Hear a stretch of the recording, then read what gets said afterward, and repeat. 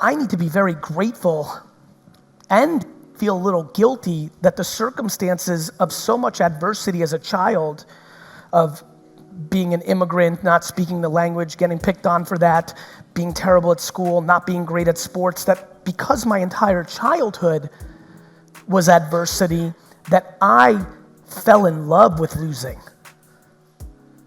I love no.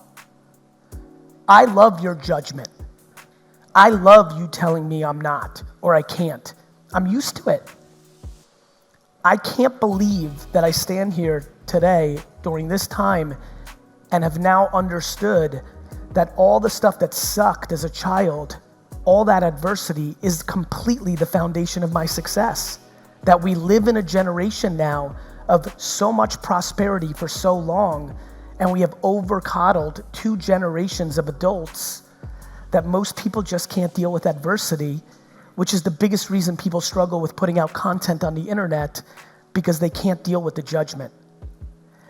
So many people here know exactly what to do to have a much happier life and don't do it because one account that's anonymous makes fun of them and they can't move forward.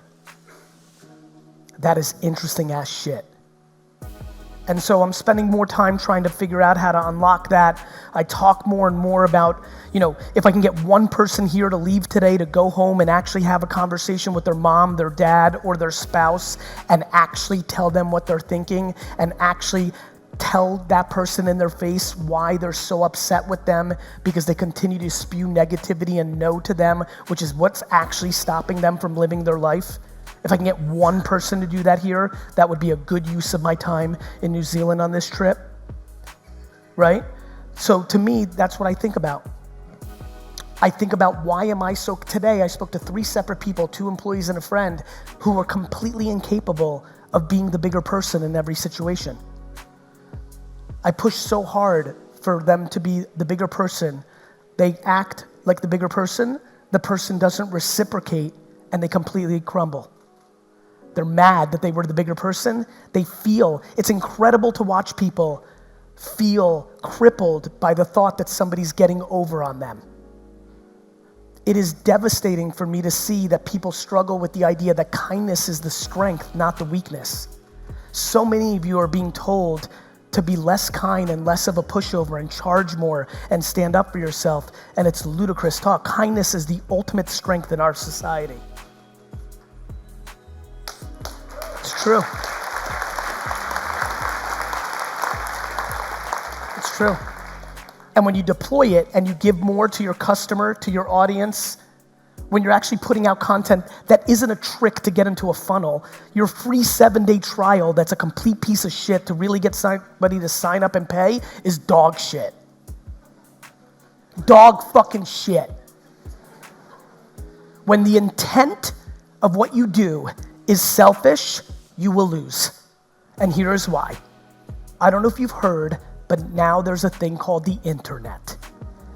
And in the internet, everybody can play. Which means, unlike many years ago, somebody who has better intent, who likes what they're doing more than you, which means they're gonna work harder at it, is gonna come across and take your stuff. And what you're gonna be left with is the bottom feeding people, the most desperate. And if you wanna put your head on the pillow by attacking and bottom feeding at the lowest of the low of our society, knock yourself out. You live you. It's just not interesting to me. I know you talk a lot about college debt. Yes. But here in New Zealand, our first year of university is free. I heard. With that, would you encourage more young people to try uni, or are their pursuit of business or in creative fields more important to delve into as soon as possible? It comes down to self-awareness. For a ton of kids, that first year in uni is exactly right.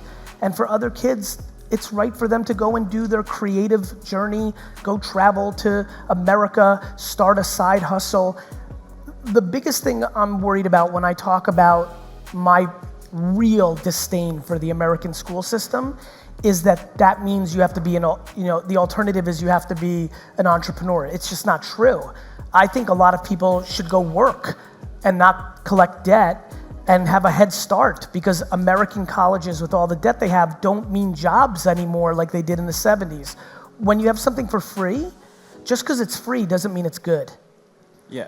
You know, and so it seems right, but it could be a complete waste of a year. And when you go into a system that you shouldn't be a part of, and you see people that are part of a system and it is right for them, it actually often leads to a lot of insecurity.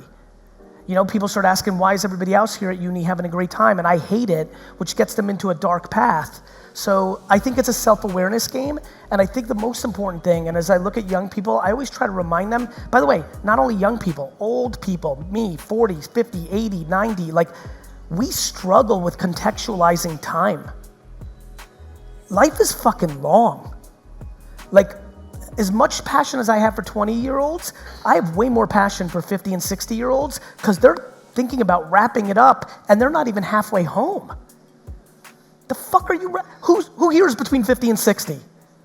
Like, you know, we grew up in generations where that was like, you know, up there. Like, but meanwhile, you fuckers are gonna live for another 30, 40, 50 years. The fuck are we wrapping up? We're at fucking halftime. I mean that.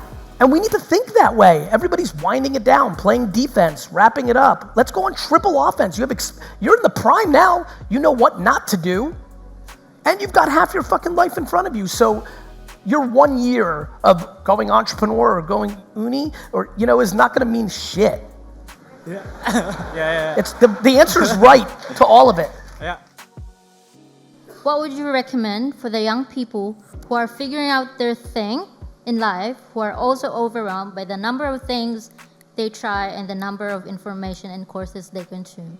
They need to play out the game of judgment. This is a game of judgment. It's not overwhelming if you didn't worry what anybody thought. Bless you. Cool. Can I take a photo of you, with you as well? Only if you sit with me on this question for a second. Okay, sorry. No, it's okay. Too excited. There is no right answer. People struggle with decisions without realizing they would never know what the other outcome would be. I make decisions every day in 1 second because I know that I won't know the other thing. Let me give you an example.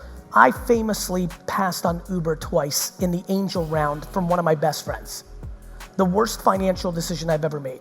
I missed, if I wrote my normal check, and I was writing plenty of checks then, I would have $500 to $800 million in my bank right now, right? It doesn't even cross my mind as a loss, because where I go in my mind, because this is how real life works, is if I did write that check, over the last 5 or 6 years, my brand would be even bigger, more known for such a great phenomenon. I would have been on different places, invited to different places. And in one of those times, I might have had to go to China to give a speech, and while I was crossing the road, get hit by a bus and die.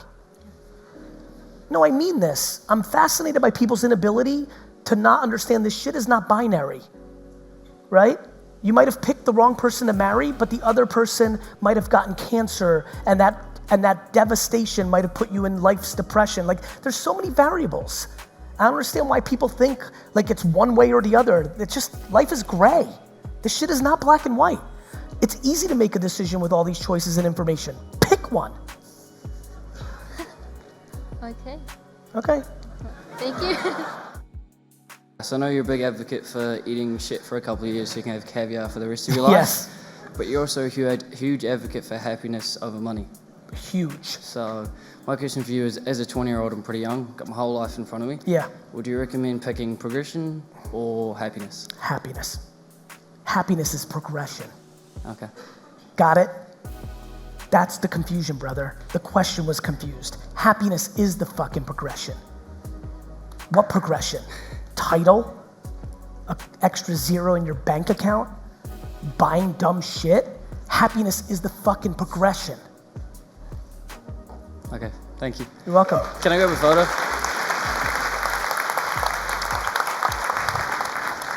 The happiest person in this room, the one that wakes up with the least pressure in their chest, is winning. Is winning. You know who's losing?